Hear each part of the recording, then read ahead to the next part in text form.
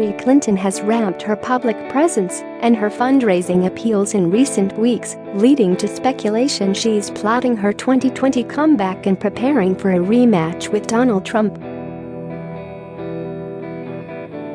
The New York Post notes that 5 times in the last month alone, Clinton sent emails touting her super PAC's role in combating Trump. Most seized on headline-of-the-day type events, such as migrant children being separated from their families. Under the message line, "Horrific," Clinton wrote on June 18 about Trump's controversial zero-tolerance immigration policy, "This is a moral and humanitarian crisis. Every one of us who has ever held a child in their arms, and every human being with a sense of compassion and decency should be outraged."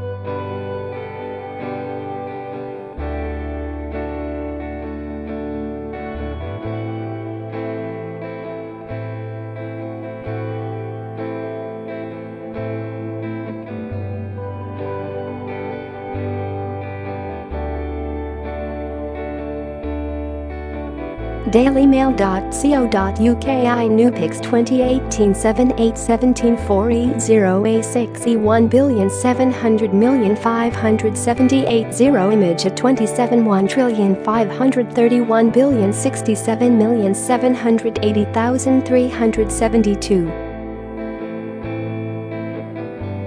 JPG height equals 423 width equals 634 alt equals class equals book border img share copy link to paste in your message. She noted she warned about Trump's immigration policies during the 2016 campaign. HSS advertising read invented by Teeds Clinton raised more than $1.5 million for families being separated at the border with her pleas.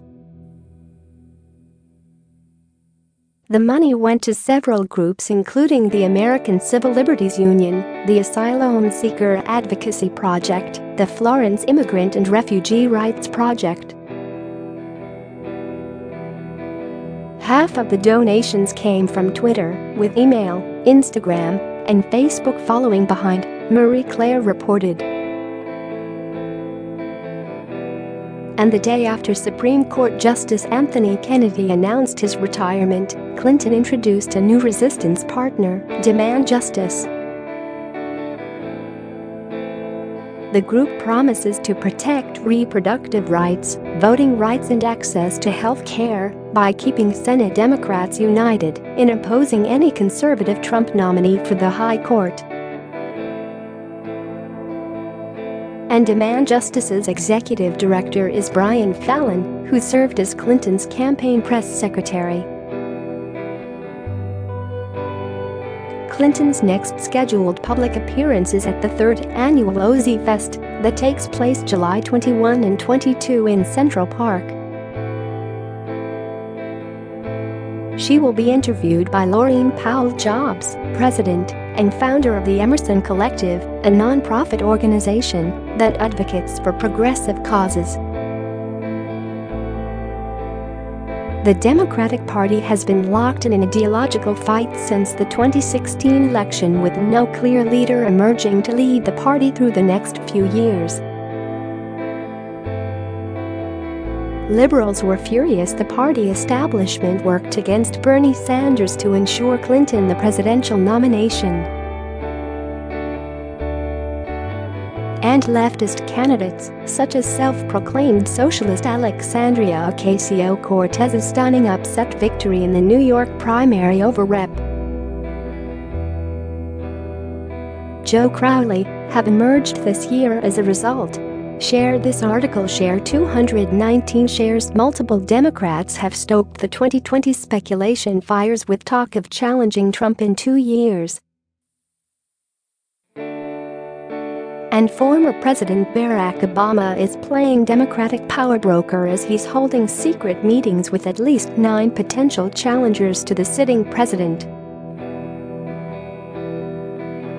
The would-be contenders getting one-on-one time with the former commander-in-chief include Senator Bernie Sanders, Senator Elizabeth Warren, former Vice President Joe Biden and former Massachusetts Governor Deval Patrick.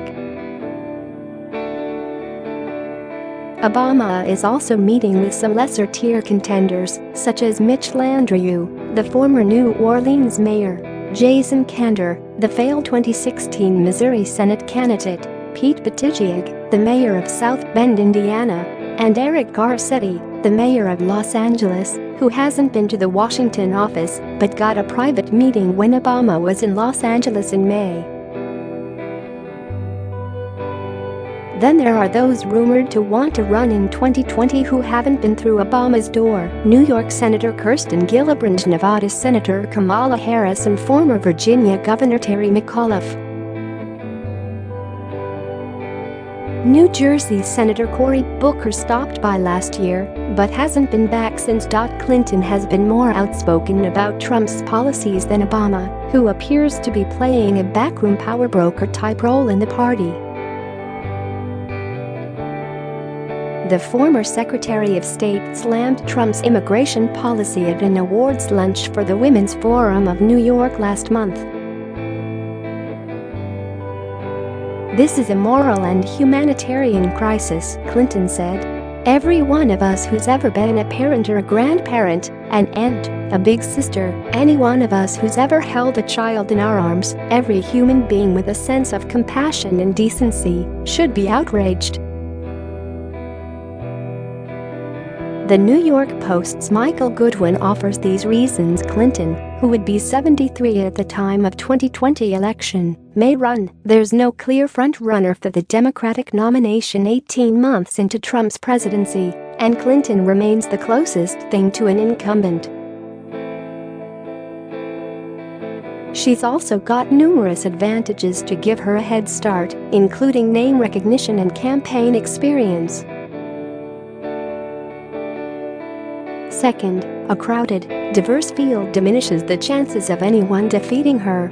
In 2016, Trump outlasted 16 Republican rivals by having a committed core of supporters that grew as the field shrunk. Third, looking ahead to the 2020 primaries, Clinton has no reason to fear the favorite daughters and sons in key blue states.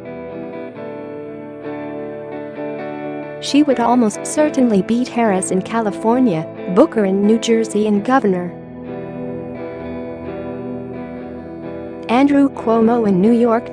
Fourth, money is not an issue. Some donors will resist Clinton at first, but any Democratic nominee can count on all the money in the world to run against Trump.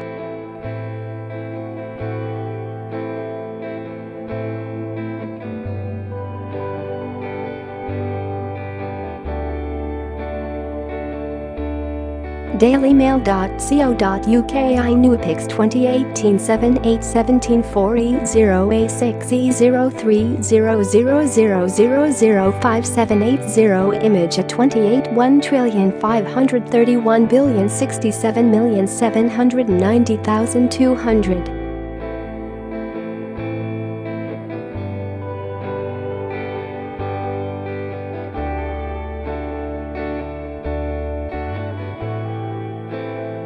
dailymail.co.uk iNewPix 2018-78-17-4DF8CDB000005780 image at 29,1,531,067,850,430.